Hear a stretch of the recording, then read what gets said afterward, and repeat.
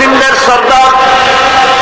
পৃথিবীর কোন এতিম যেন বলতে না পারে নবীজি আমার ব্যাপারে কি বলবেন, আমি তো এতিম মানুষ, আর তিনি আমার ব্যাপারে কিভাবে আমার দরদ বুঝবেন।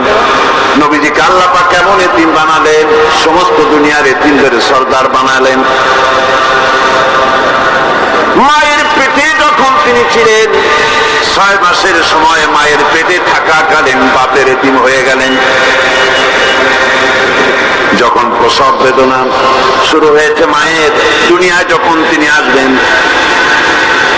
হযরতে আমেনা ঘরের ভিতরে বসে তার অবস্থাটা কি, এই সন্তান পৃথিবীতে আসতে পরে যিনি সবচাইতে বেশি খুশি হবেন তিনি তো আজ দুনিয়ায় নাই।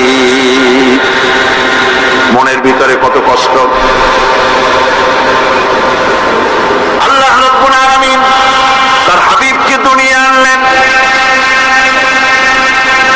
রাসূলের দাদা ঘরের সামনে তাঁবুর সামনে দাঁড়ায়া তায়েফ থেকে আগত সাদিয়া গোত্রের লোকদেরকে বলতেছেন, এই ঘরের ভিতরে একটা এতিম বাচ্চা আছে, বেশি টাকা কড়ি দেওয়া যাবে না, যদি দয়া হয় নিয়ে যাও। গরিব মানুষ, এতিম মানুষ দেখে শুনে কেউ আর নিতে চায় না। সবশেষে এলেন ভাগ্যবতী মেয়ে, ভাগ্যবতী মহিলা হযরতে হালিমাতুস সাদিয়া, তিনি এসেছেন।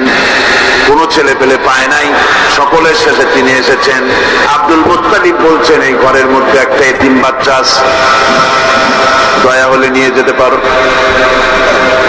তিনি স্বামীর সঙ্গে পরামর্শ করলেন, এরপরে বললেন যদি দেখতে অন্তত ভালো হয়, মন যদি ভালো লাগে নিয়ে যাব, একেবারে খালি হাতে ফিরে যাওয়ার চাইতে তো ভালো। হযরতে হালিমা বলেন, আমি ঘরের মধ্যে প্রবেশ করলাম, মা আমেনার কোল থেকে শিশু মুহাম্মদ সাল্লাল্লাহু আলাইহি ওয়াসাল্লামকে যখন আমি কোলে নিলাম, আমি হুজুরের চেহারার দিকে নজর করে দেখলাম, আমার কাছে মনে হলো যেন পূর্ণিমার চাঁদটা আমার কোলে ধরা দিয়েছে। রাসূল কি শিশু মুহাম্মদ সাল্লাল্লাহু আলাইহি ওয়াসাল্লাম কি যখন নিয়ে বাড়ির দিকে রওনা হলাম, যে গাধা আমার সকলের পেছনে এসেছে সেই গাধা এখন সকলের আগে ছুটে চলে যায়। এরপরে বাড়ি যখন নিয়ে গেলাম, কুয়ায় পানি বাড়লো, গাছে ফসল বাড়লো, খেজুর গাছে খেজুর বাড়তে লাগলো, জমিনে ফলন বেড়ে গেল। রাসূলের দুধ বোন সায়মা রাসূলকে নিয়ে মুহাম্মদ সাল্লাল্লাহু আলাইহি ওয়াসাল্লাম তাকে দোলনা নিয়ে দোল দিতেছে। কি আশ্চর্য অবস্থা! সায়মা তাকে দোল দিচ্ছে আর বলতেছে, বেঁচে থাকুক মুহাম্মদ সাল্লাল্লাহু আলাইহি ওয়াসাল্লাম, সে দীর্ঘজীবী হোক। কবি লিখতেছেন, কি আশ্চর্য কথা, বেদুইন বালিকা কারে নিয়ে দোল দেয় সে কি তা জানে? বিশ্বনবী মুহাম্মদ রাসূলুল্লাহ সাল্লাল্লাহু আলাইহি ওয়াসাল্লাম এভাবে এতিম অবস্থায় জীবন তার শুরু হলো।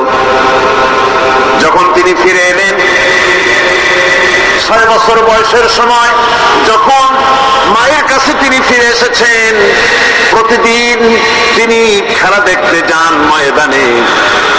ইতিহাসের মধ্যে লেখা হয়েছে, মা প্রতিদিন সন্ধ্যার সময় তাকে ফিরে পান। আজকে সন্ধ্যা হয়ে গেছে, শিশু মুহাম্মদ সাল্লাল্লাহু আলাইহি ওয়াসাল্লাম বাড়ি ফেরেন না। কারণ কি, কেন বাড়ি ফেরে না? সন্ধ্যার দিকে তিনি চলে গিয়েছেন পাহাড়িয়া ময়দানে, যে দেখেন ধুধু করতেছে, চতুর্দিকে সন্ধ্যা হয়ে গেছে, অন্ধকার হয়ে গেছে, কোনো ছেলে পেলে নাই, কেউ নাই। পাহাড়ের পাদদেশে বসে শিশু মুহাম্মদ সাল্লাল্লাহু আলাইহি ওয়াসাল্লাম কাঁদতেছেন। মা প্রশ্ন করলেন, বাবারে সন্ধ্যা উত্তীর্ণ হয়ে গেল, কেন একা একা বসে বসে কাঁদো? তিনি বলছেন, মাজি আজ কদিন খেলা দেখতে আসলাম ময়দানে, প্রতিদিন দেখি যখন সন্ধ্যা হয়ে যায় মুরব্বী শ্রেণীর কিছু লোক আসে, ছেলেকে নাম ধরে ডাক দেয়, ছেলেরা দৌড়ে তার বাবার কাছে চলে যায়, আর বাবা ছেলেকে কোলে নিয়ে মুখে চুমা দিয়ে বাড়ির দিকে নিয়ে যায়।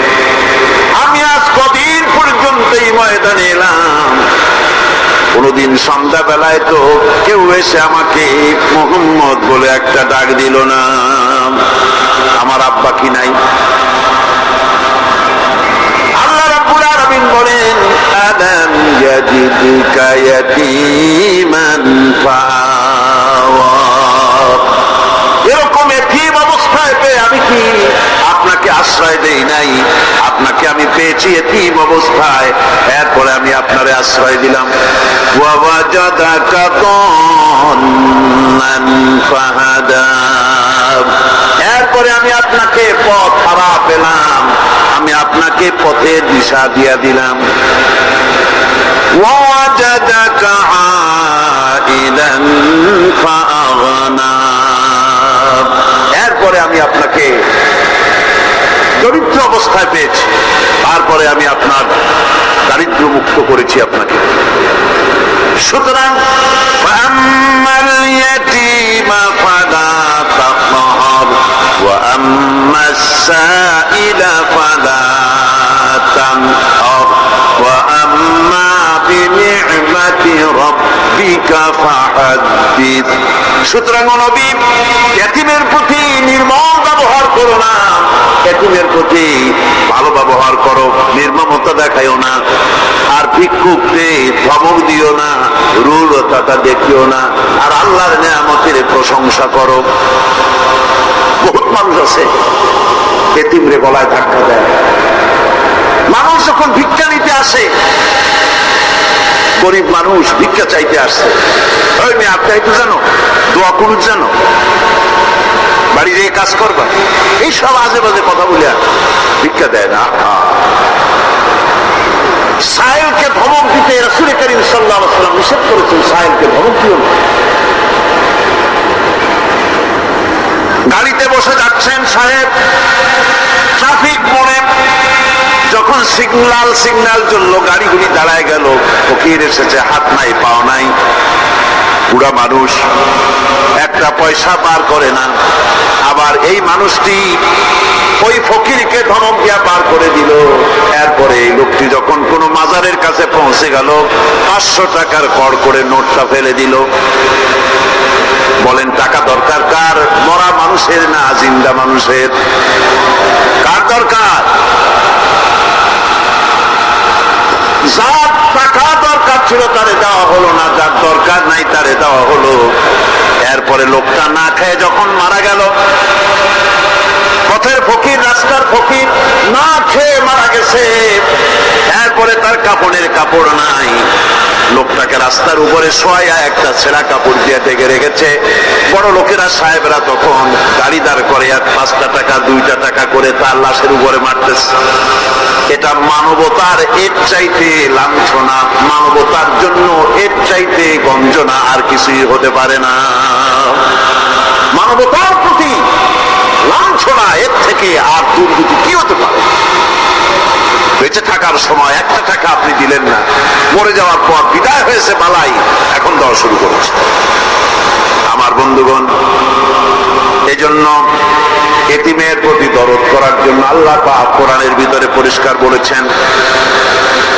রাসূল করিম সাল্লাল্লাহু আলাইহি ওয়াসাল্লাম নিজে এতিম ছিলেন, আর এতিমের প্রতি তার এত দরদ ছিল, একবার তিনি ঈদের দিকে নামাজ পড়ার জন্য যাচ্ছেন, প্রতিমধ্যে দেখেন একটা বাচ্চা ছেলে কাঁদতেছে।